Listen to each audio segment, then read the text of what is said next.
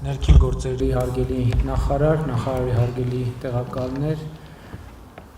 ոստիկանության հարգելի ծառայողներ, նախ ուզում եմ բոլորի շնորհավորել ոստիկանության օրվա առիթով եւ ուզում եմ բոլորիդ ոստիկանության բոլոր ծառայողներին շնորհակալություն հայտնել իրենց ծառայության համար։ Ոստիկանությունը պետության կարևորագույն հիմնասյուներից մեկն է եւ մեր վերաբերմունքը միշտ եղել է համապատասխան եւ մենք հիմա կառավարության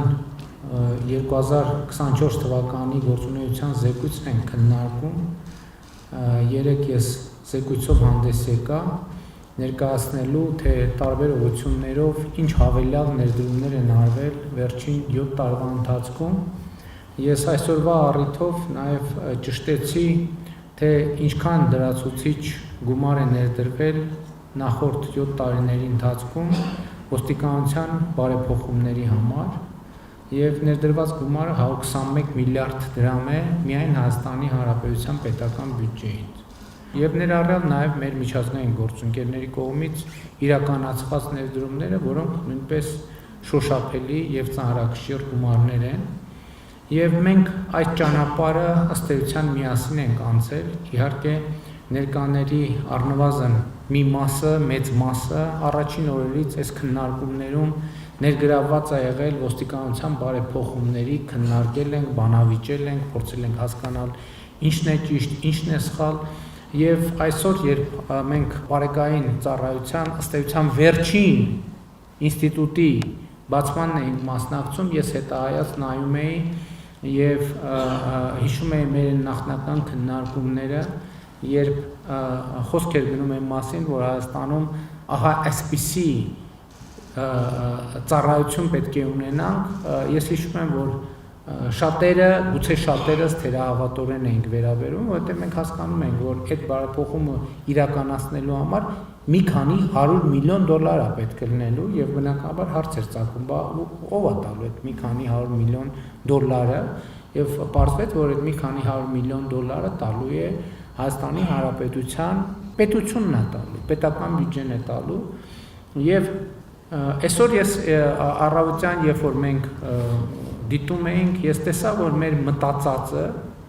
նոր ավտոմեքենաներ, նոր տեխնիկա, նոր հագուստ, նոր ֆիզիկական ենթակառուցված ըստ էության իրականություն եւ իրողություն է եւ թվում է պիտի գա մի զգացողություն, որ ահա տեղի ունեցավ եւ ավարտվեց, բայց հենց այդ պահին է գալիս զգացողությունը, ես ուզում եմ այսօր կիսվեմ անկեղծ ձեզ հետ, որ այդ պահին է գալիս զգացողությունը, որ մեքենայի շենքի, շինության, այլ տեխնիկայի, սարքավորումների փոփոխությունը նպատակ չէ, այլ ընդամենը միջոց։ Այդ ամենը պիտի ծառայի նրան, որ մարդը փոխվի, որովհետև այդ ամեն ինչը նոր մեքենան իմաստ չունենա, եթե այդ նոր մեքենայի մեջ կամ նոր մեքենայով ծառայություն իրականացնող մարդը չփոխվի։ Այսինքն տեխնիկան փոխվեց, մարդը չփոխվեց, ինչ ենք ստանալու մենք դրա արդյունքում։ Ստանալու ենք էլի ոչինչ։ Եվ ես հիմա այսօր, հենց այսօր առավել քան երբևէ ուզում եմ մեր բոլորի ուշադրությունը հրավիրեմ սրա վրա։ Մենք բոլորս այո, մենք նոր ճանապարհներ, նոր շենքեր, նոր համազգեստ, բայց այդ ամեն ինչը արվում է եւ պիտի արվի նրա համար, որ մենք փոխվենք։ Փոխվի մեր ընկալումը մեր աշխատանքի նկատմամբ։ Ընդ որում սա չի նշանակում պարտադիր, որ մենք վատ վերաբերմունք ունենք աշխատանքի նկատմամբ, ոչ, բայց պետք է փոխվի ամեն օր այդ աշխատանքի նկատմամբ մեր վերաբերմունքը, ինքներս մեր նկատմամբ պետք է դառնանք ավելի պահանջկոտ։ Եվ ես սա առաջին հերթին ասում եմ, ես չեմ հավակնում, չնայած իմ պաշտոնական կարգավիճակը դա թույլ է տալիս, բայց ես չեմ հավակնում սա ասել, այսպես ասած, դասախոսի կարգավիճակ։ Դա ես ասում եմ հասցեագրելով ինքս ինձ։ Ամեն օր մեր աշխատանքի նկատմամբ ինքներս մեզնից ունեցած պահանջկոտության չափը պետք է աճի։ Հակառակ դեպքում այս մի քանի 100 միլիոն դոլարի ծախսը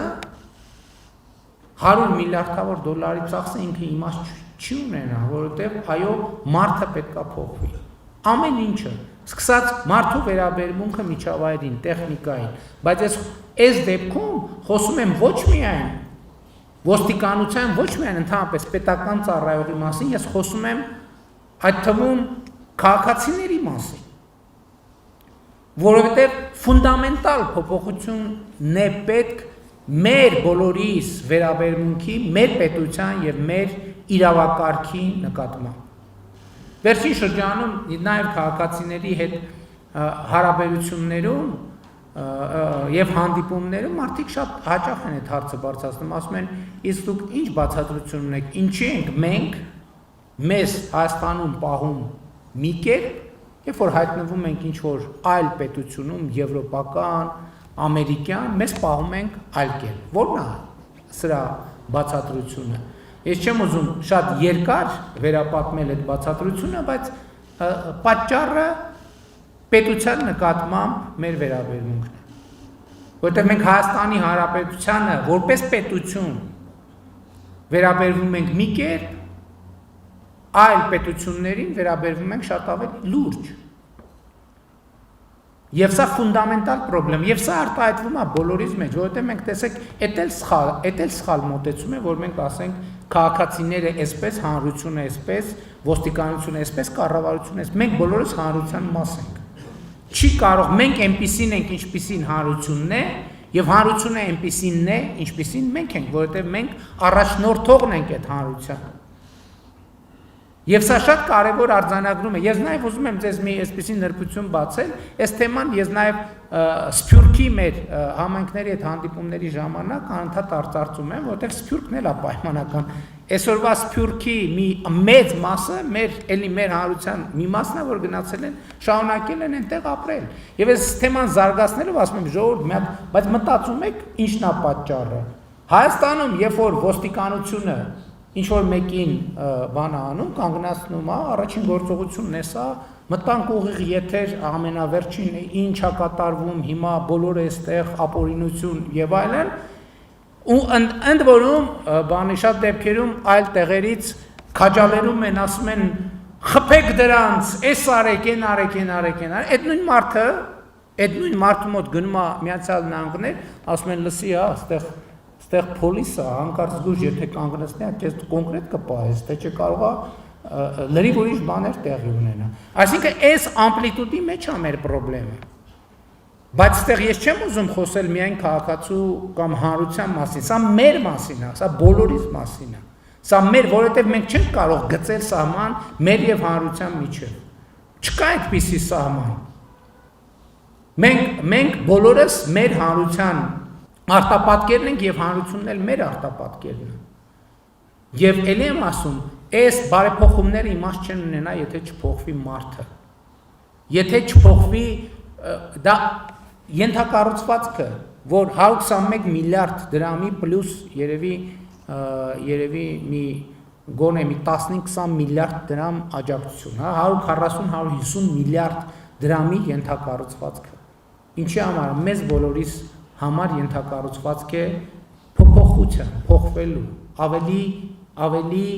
պրոֆեսիոնալ դառնալու, ավելի օրինապահ դառնալու, ավելի գրագետ դառնալու, ավելի արագ դառնալու, ավելի սոլիդ լինելու, ավելի ներկայանալի լինելու, ավելի արդյունավետ լինելու, որովհետև հակառակ դեպքում դա իմաստ իսկապես չի ունենա։ Դե ինչ տարբերություն ենթադրենք ինչ որ 30 տարվա արտադրության մեքենայով ենք, թե ժամանակակից մեքենայով ենք։ Տարբերությունը ոչ թե մեքենաների մեջ պետք է լինի, այլ մեր մեջ պետք է լինի մեր ընկալումը, մեր վերաբերմունքը։ Առաջին հերթին այդ մեքենաների պատմությունը ինչի՞ց է ծագել։ Որտեղ ես ասել եմ, մենք չենք կարող մեր պետությանը վերաբերվել այդպես, որ մեր ոստիկանությունը արտաքին ծառայություն իրականացնի կիսաքանդ մեքենաներով։ Դա մեր վերաբերմունքն է, մեր նոր ինչ է ասում, մեր վերաբերմունքը մեր պետությանը։ Ոնց կարա որևէ կառավարություն, հանրությունը թույլ տա, որ իր ոստիկանությունը, իր անվտանգության ապահովողը, իր պաշտպանը, ելի եմ ասում, բազմաթիվ քաղաքացիներ կան, որ ասում են ոչ, ոստիկանությունը մեզ չի պաշտպանում եւ այլն, ընդհակառակը,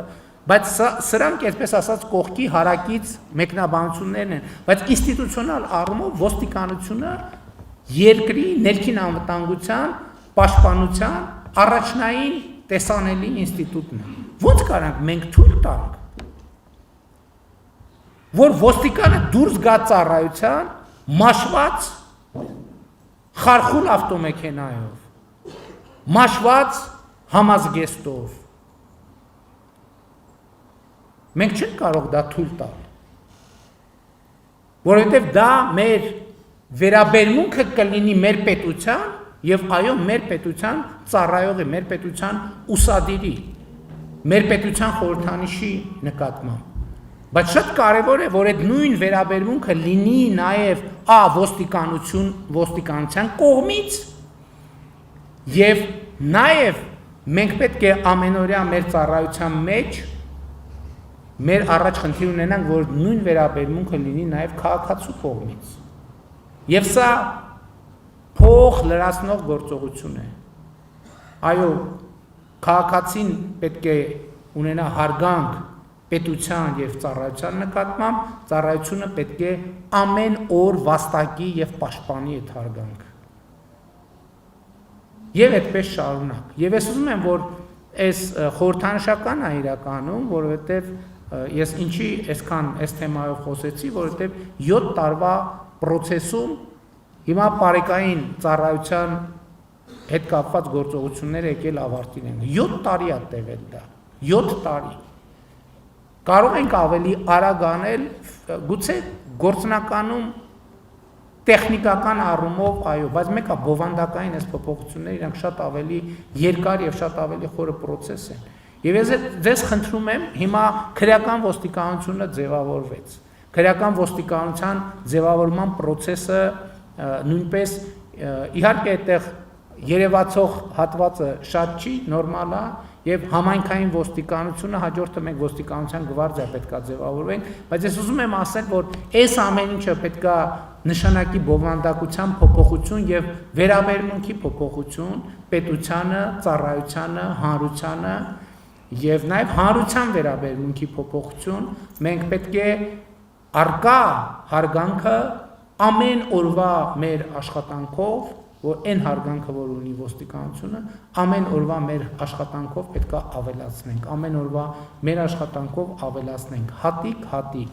գրամ, պետք է չի խնդիր դնել, որ մենք այ մի օր կարթնանանք եւ ամեն ինչ փոխված կլինի։ Ամեն օր արթնացման հետ շատ չնչին աննշան բան պետք է փոխված լինի, որ 1, 2, 3, 5 տարվա արդյունքում մենք տեսնենք այդ ծանրակշիռ փոփոխությունները եւ ես հույս ունեմ եւ ուրախ եմ եւ ուզում եմ նորից շնորհակալություն հայտնել, որ մեր ընկալումը փոխվում է, դանդաղ է փոխվում, բայց փոխվում է, բայց ես ուզում եմ նաեւ որ այս խոսակցությունը լինի մեր պայմանավորվածությունը, որ մենք այս ճանապարհին դադար չենք առնելու, որովհետեւ ընդ որում էլի այսօր ես հասկանում, որ բարեփոխումը ավարտ չի ունենում։ Չկա այդպիսի բան։ Երբ որ պահին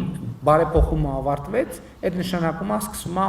անկման կամ քայքայման կամ հետընթացի գործընթացը։ Չի կարող բարեփոխումը ավարտվել, ասենք բարեփոխումը անընդհատ գործընթաց է եւ այս 7 տարի դրա համար է 7 տարի տևում։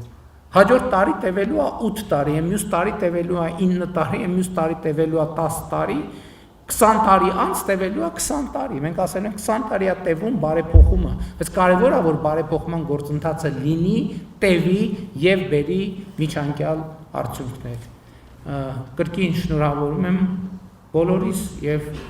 շնորհակալություն եմ հայտնում բոլորի ծառայության համար։